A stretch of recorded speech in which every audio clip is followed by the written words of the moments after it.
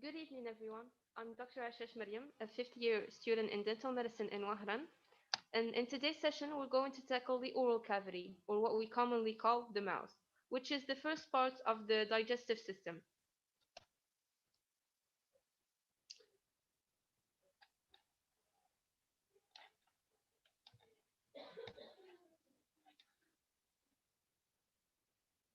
We're going to first talk about some of the anatomic components of the oral cavity, including a few definitions of some of the basic organs, the physiological functions covered by the oral cavity in the organism, being the starting point of the whole digestive system, but not only that, as we will see later on. And finally, we'll dive in a bit more into my major, which is dental medicine, to talk about the importance of oral hygiene in dentistry and some fun facts to know about the oral cavity and dentistry in general. So, anatomically speaking, the orofacial bone supply of the jaw is the maxillary and mandibular bones, forming the bone framework of the mouth containing the teeth.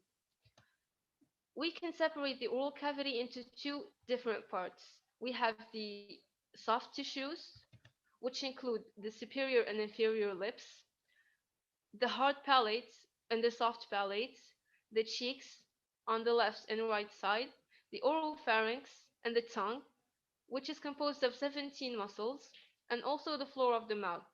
And we also have the oral vestibule, including the teeth, gum, and the bone. So, talking about the tooth in general, we have two separate and two different distinct parts. We have what we call the clinical crown, which is the visible parts of the tooth, and we have the clinical root, which is inside the bone, inside the alveolar bone. In the clinical tooth, we have what we call the first layer is the enamel. It is the hardest tissue of the human body with 96% mineral in its general weights. It is really dense and strong. We also have the dentin, which is the yellow parts. It is 70% mineral, which means it is dense, but a little less than the enamel. We also have the pulp, and including some blood vessels and nerves that supply some nutrients to the tooth.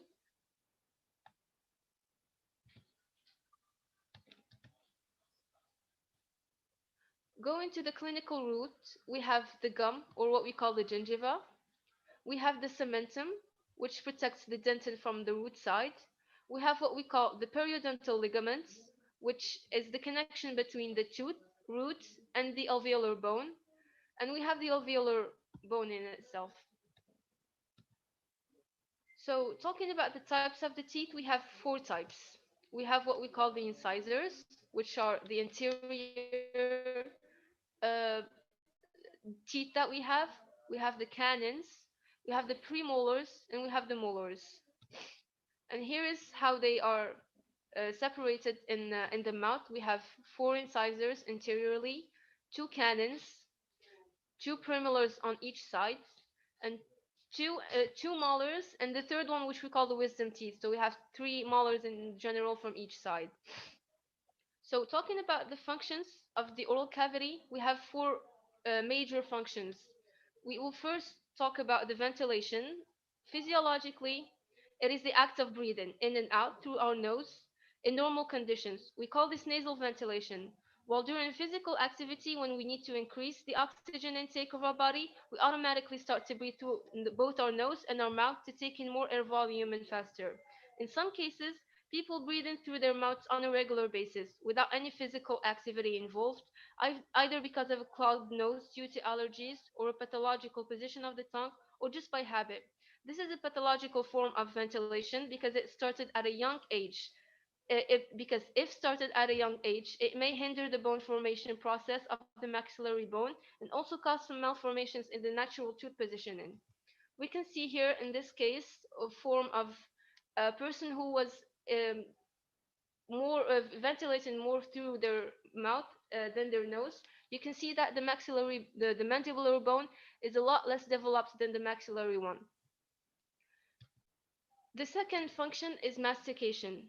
It is the act of chewing your food. It is majorly done by the posterior molars. Mastication is an important step to increase the surface of the food bowel and break it into smaller particles to make the work easier for the stomach. which is why it is important to take care of your teeth on the long run, because it is also part of taking care of your stomach and digestive system's health. But not only that, losing or extracting teeth at a young age, especially the posterior teeth, causes a loss of bone support for the mandibular and the temporomandibular joint, causing massive pain over the time radiating to the ear area. Phonation is the third function of the oral cavity, and a correct and proper pronunciation is affected by many factors, including the position of the teeth. The fourth function is deglutition. It is the act of swallowing your food. There's a distinct difference between a child swallowing their food and an adult swallowing. When a growing person doesn't change the way they swallow or has what we call an atypical or unusual deglutition, it also affects their tooth positioning or the form of their oral vestibule. And we can see here a form of atypical deglutition, which caused many malformations in the oral vestibule. Talking about the importance of the oral hygiene, developing good oral hygiene is centered around the prevention of accumulation of plaque, tartar, and is the first line of defense against many common dental issues, such as plaque, gum disease, and cavities. We're going to talk about some of the definitions that we had in here.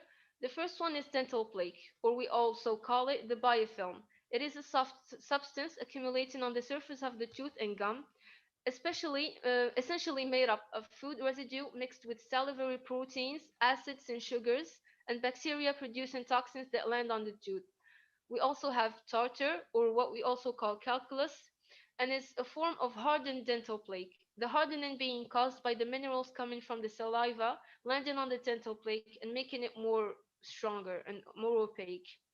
We also have the periodontal tissue containing the gum, the soft tissue, and the bone surrounding the tooth, which is a very important part of a very important thing. And the oral hygiene is that this periodontal tissue is really affected by this hygiene, which means if we have poor hygiene, we most definitely will have problems in the periodontal tissue. So we're going to tackle now a few oral pathologies that we can find in the oral cavity, and the two of which are the most important and the most common are the tooth decay and the periodontal diseases. So talking about the food decay, it is an accumulation of bacteria and toxin on the tooth surface. So this dental plaque is going to provide some nutrients to the bacteria, which will be accumulating on that surface. Producing the production of toxins and acid will cause a demineralization of the enamel, and the how do we say it? The toxins will start to eat away the dental substance until it reaches the pulp chamber, and the fact that there is still the accumulation of the dental plaque will provide uh, sugar and starch for the bacteria to work even more and to produce even more toxins, which will make things even worse. So here we have a picture of a tooth decay. As we can see here, it's going to start from the enamel and will be going down into the dentin and into the pulp chamber, which we said has a lot of nerves and blood vessels inside. And this is why we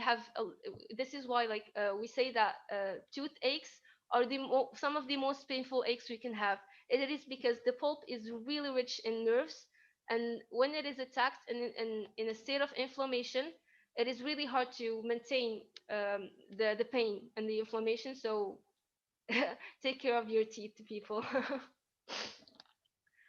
Now, talking about gum diseases or periodontal diseases, the accumulation of bacteria and toxin that we talked about earlier will cause an inflammation on the gum tissue, on the surface of the gum tissue first. It will increase the volume of the gum due to the inflammation and fragilization of the protecting tissue. The toxins will sneak into the inner layer of the periodontal tissue, causing the gum and bone that support the tooth to retrieve and recede away.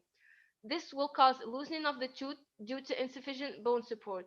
And here we can talk about two types of periodontal diseases. We have what we call a gingivitis, which is an inflammation of only the, um, the upper part of the periodontal tissue, and we have what we call a periodont. Um, excuse me. It is what we call gingiva. Excuse me a second.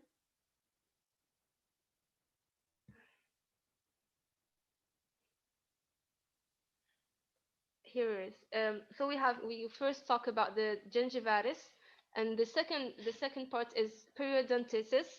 It is which is the time when we start loosening our teeth and we start losing the bone supports that will cause the loosening of that teeth. So the treatment here is really easy. It is only brushing your teeth and flossing your teeth regularly to maintain that biofilm and that dental plaque into the minimum possible. And the minimum amount of times that you have to brush your teeth is two times a day. But the most efficient way is to brush it 15 to 30 minutes after every meal, and try not to sneak in food between those meals, because it is what causes that irregular dental plaque to form. So other pathologies that we can have when we have poor oral hygiene are halitosis, which means the bad odor in the mouth, which is mainly caused by the bacteria that is resident in the mouth. We have what we call canker sores or small ulcers of the mouth and lips.